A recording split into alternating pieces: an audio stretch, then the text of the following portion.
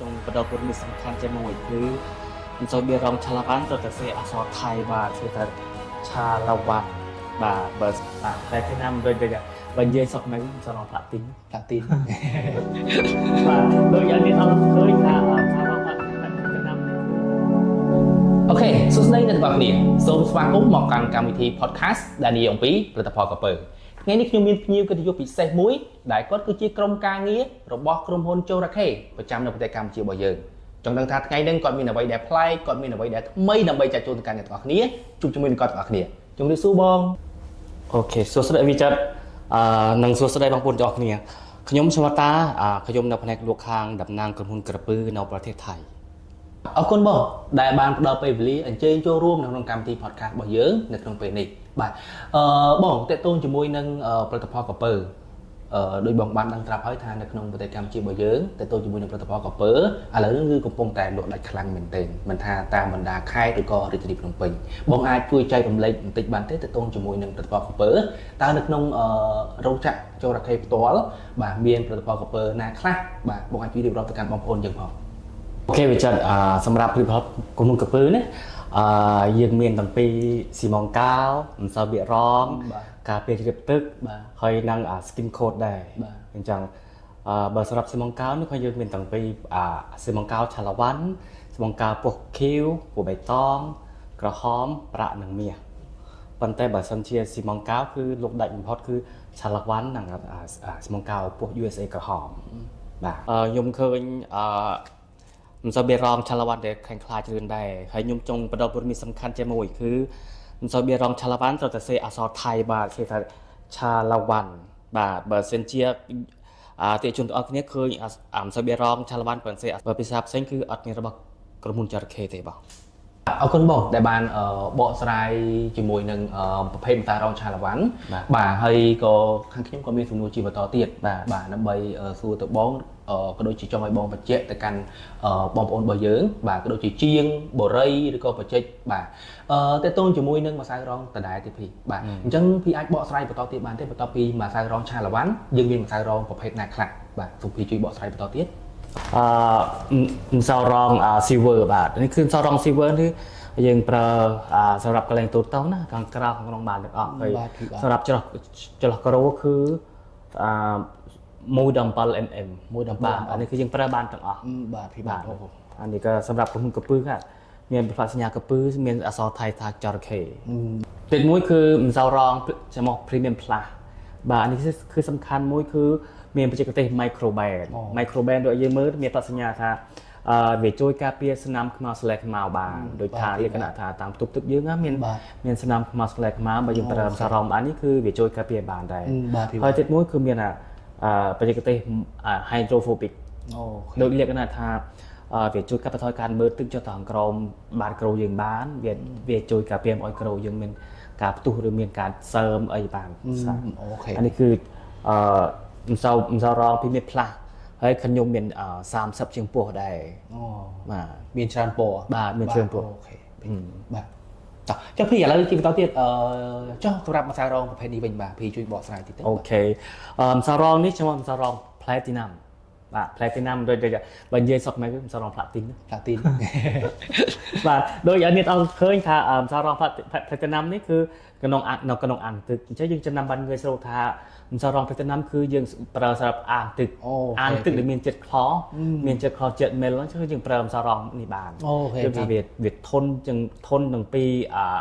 ជាតិអាស៊ីតជាតិខ្លអញ្ចឹងជាងបាក់បារម្ភដែរថាបើក្នុងបរិយាយើងមានអាងទឹកអញ្ចឹងយើងត្រូវតែ select មើលម្សៅរង platinum នេះអូខេបាទអរគុណភីដែលបានបកស្រាយយ៉ាងក្បោះក្បាយទៅលើប្រភេទម្សៅរងរបស់យើងបាទដើម្បីឲ្យជាងក៏ដូចជាអ្នកប្រើប្រាស់គាត់ដឹងថាម្សៅរងណាប្រើចំណុចណាបាទម្សៅរងអាងទឹកប្រើប្រភេទម្សៅរងអាងទឹកបាទឥឡូវជារួមមកវិញភីតេតូនជាមួយនឹងផលិតផលរបស់យើងបាទខ្ញុំឃើញក្នុងពេលបច្ចុប្បន្ននេះយើងកំពុងតែលក់ដាច់ខ្លាំងក៏ដូចជាអ្នកដែលប្រើគាត់ស្គាល់ច្រើនមែនទែនទី1តេតូនជាមួយនឹងចំងកាវទី2ម្សៅរងភីបកស្រាយមិញបាទហើយនឹងទី3ភីអ្វីដែលសំខាន់គឺចំណុចទី3របស់យើងនេះគឺតេតូនជាមួយនឹងបាទ skim coat បាទសូមភីជួយបកស្រាយឲ្យលម្អិតបន្តិចតេតូនជាមួយនឹង skim coat តើ skim coat របស់យើងបាទផលិតផលថ្មីដែលយើងទុកតែនាំចូលមកនេះវាមានលក្ខណៈពិសេស ត្រង់កន្លែងណាហើយអ្វីដែលសំខាន់មានប្រមាណគីឡូដែរបាទហើយយើងបៀកទៅលើជញ្ជាំងបានប្រមាណដែរដើម្បីឲ្យបងប្អូនរបស់យើងដូចជាអ្នកដែលតាមដានទស្សនាគាត់បានដឹងបាទបងភីសូមជួយបកស្រាយតិចមើល អូខេបាទសម្រាប់ថ្ងៃនេះយើងមានពិធីផលថ្មីដែរឈ្មោះCarter Skin Code បាទអានេះគឺមិនសូវបៀកកញ្ជៀងដែលខាងក្រុមកាពើគឺមានធ្វើមកថ្មីសម្រាប់ទីផ្សារស្រុកខ្មែរយើងបាទអានេះគឺអានេះខ្ញុំមានប៉ាន់សម្រាប់មិនសូវបៀកកញ្ជៀងសម្រាប់សូវបៀកកញ្ជៀងយើងមានពោះក្រេនិងពោះសអូបាទយើងមានពណ៌ប្រផេះនិងពណ៌សបាទអូខេពីហើយដូចនេះគឺខ្ញុំមានខ្ញុំមាន25គីឡូដែរក្នុងមួយបេអញ្ចឹងក្នុងមួយបេគឺយើងបៀកបានប្រហែល20ម៉ែត្រក្រេ20ម៉ែត្រក្រេអូខេសម្រាប់អត្ថប្រយោជន៍គឺសម្រាប់skin coat Carter របស់យើងគឺបៀកងាយស្រួលហើយស្អិតហើយសំខាន់អត់មានពេលយើងបៀកស្ងួតហើយអត់មានហុយអត់មានធូលីទេបាទអញ្ចឹងវាអាចចាប់នឹងថ្នាំពោះបានល្អដែរអូខេពីបាទអូបាទភីអរគុណច្រើនភីដែលបានបកស្រាយទាក់ទងជាមួយនឹង skin coat ហើយខ្ញុំមានសំណួរជាបន្តទៀតដែលសំណួរនេះខ្ញុំបានពីបងប្អូនជាងរបស់យើងដែលគាត់ប្រើ skin coat បាទអញ្ចឹងអ្វីដែលជាបញ្ហារបស់គាត់ចង់សួរភីថានៅពេលដែលរបៀបប្រើប្រាស់បាទនៅពេលដែលយើងលាយទៅហ្នឹងយើងគួរតែលាយរបៀបណាដើម្បីឲ្យចំជាមួយនឹងស្តង់ដារខាងរោងចក្រพี่អាចជួយបកស្រាយពីរបៀបប្រើប្រាស់បន្តិចអូខេបើតាមរបៀបប្រើប្រាស់ក្នុងរោងចក្រគឺម្សៅបាយទឹកមួយនេះគឺថាបាយកតូទឹកមួយប៉ុន្តែតាមដែលយើងបានទៅឲ្យខាងជាងទៅតេស្តមើលណាយើងឲ្យខាងជាងគាត់លឿនតាមបាត់ផ្សោតរបស់គាត់មើលថាគាត់ចង់ធ្វើបែបម៉េចអញ្ចឹងតាមតែគាត់លឿនហើយគាត់ថាគាត់លឿនរបៀបគាត់ឬលឿនរបៀបណាគឺប្រើបានល្អដូចគ្នាអូខេអញ្ចឹងគឺនៅគឺនិយាយសូរស័ព្ទគឺម្សៅបៀកជាងគឺស្រូបប្រើសម្រាប់ជាងដែរអូខេបាទអរគុណច្រើនភីបន្ទាប់ពីភីបានបកស្រាយអ្វីដែលជាចម្ងល់របស់ជាងរបស់យើងហើយបាទសំណួររបស់ខ្ញុំបាទបន្តម្ដងភីតាក់ទងជាមួយនឹងម្សៅបៀកដដែលបាទម្សៅបៀករបស់យើងដូចជាភីបានបញ្ជាក់អញ្ចឹងគឺមួយបាវគឺ25គីឡូពេញតែម្ដងបាទអត់មានបាវផ្សេងសាច់ផ្សេងទេបាទគឺនេះគឺ25គីឡូពេញបាទហើយទីមួយទៀតតើតើជាមួយនឹងម្សៅបៀកនឹងដដែលពេលដែលជាងឬក៏បងប្អូនយើងក៏យកទៅប្រើប្រាស់មានបញ្ហាដូចជាឡើងទទួលឬក៏ប្រើទៅមានបញ្ហាតើតើជាមួយនឹងម្សៅបៀកខាងរោងចក្រផ្ទាល់ភីមានដំណោះស្រាយដើម្បីជួយពួកគាត់ដែរឬក៏យ៉ាងណាបាទសម្រាប់ខាងក្រុមហ៊ុននោះគឺខាងក្រុមហ៊ុនមានខាងវិស្វករនិងខាងជាងចុះមកជួយមួយគ្រប់ខែដែរអញ្ចឹងសូមឲ្យតែខាងអតិថិជនណាទិញអីវ៉ាន់ពីផលកពើទៅប្រើទាំងអស់អូខេស៊ីម៉ងកាមសរកឬមិនសពអីជាងក៏ដែរគឺឲ្យតែប្រាប់ខាងក្រុមហ៊ុនមានជាងមកពីថៃជាងថៃវិស្វករថៃគឺចុះមកមើលពីតួគ្រូទាំងអស់អូខេភីបាទអរគុណច្រើនភីល្អមែនទែនអញ្ចឹងបាទមានសំណួរជាបន្តទៀតដែលសំណួរនេះគឺយើងទទួលបានពីបងប្អូនជាងក៏ដូចជាបងប្អូនដែលគាត់ប្រើប្រាស់ប្រភេទ 2K បាទគាត់មានបញ្ហាទៅលើការជ្រាបទឹកទៅលើប្លង់សេការជ្រាបទឹកទៅលើតូជាដើមបាទអញ្ចឹងពីអាចមានផលិតផលណាដែលថាអាចជួយដោះស្រាយនៅបញ្ហារបស់គាត់បានទេបាទពីសម្រាប់បញ្ហាជ្រាបទឹកនេះគឺខាងក្រុមហ៊ុនមានផលិតផលច្រើនមុខដែរប៉ុន្តែនេះខ្ញុំចង់លើកផលិតផលការពារជ្រាបទឹក 2K បាទសម្រាប់ផលិតផលការពារជ្រាបទឹក 2K នេះគឺងាយស្រួលការប្រើប្រាស់បាទឃើញខ្ញុំមានសោនិងមានទឹកថ្នាំរបស់វាយើងលាយជួបគ្នាហើយយើងលាបនៅកន្លែងណាមានជ្រាបទឹកយើងលាបដូចពីរដងដែរ2ដងបាទវាទី1ដូចយើងលាបយើងលាបទៅមួយសិនបាទហើយវាទី2យើងលាបខ្វែងបាទពីណាអូខេបាទភីតើតងជាមួយនឹងការពីជំរឿទឹកដដែលបាទជាងក៏គាត់ឆ្ងល់ច្រើនដែរបើសិនជាយើងមានស្នាមបាទប្រេះឬក៏ប្រហោងត្រង់កន្លែងប្លង់សេឬក៏តូទឹកតើយើងអាចប្រើ 2K នេះបានដែរអត់ភីសុំជឿចេះបើសិនតែស្នាមប្រេះគឺវាទូចដល់លក្ខណៈថា1លីឬ2លីអញ្ចឹងយើងអាចលាបការពារជ្រាបទឹកទៅបានព្រោះថាវានឹងជ្រាបចូលទៅក្នុងកណ្ដុងបានប៉ុន្តែបើសិនជាស្នាមប្រេះធំមកលក្ខណៈថា1ហ៊ុនឬ2ហ៊ុនចាស់យើងត្រូវតែជួសស្នាមប្រេះនោះមុនអូខេបាទពីយល់ហើយខាងក្រុមហ៊ុនក្រពើក៏មានផលិតផលសម្រាប់ជួសស្នាមប្រេះដែរឈ្មោះ Repair Mortar អូខេប៉ុន្តែគឺទី1គឺយើងមើលសិនថាបន្តែដែលយើងត្រូវការលាបការពារជ្រាបទឹកនោះគឺ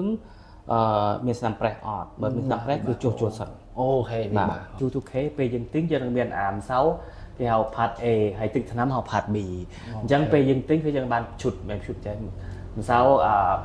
18គីឡូទឹកថ្នាំ7គីឡូបូកទៅអស់គឺ23គីឡូ 23គីឡូបាទ សម្រាប់វិធីរបៀបប្រើប្រាស់គឺយើងប្រើប្រាស់បានគ្រប់ទីកន្លែងដែលខាងក្រៅខាងក្នុង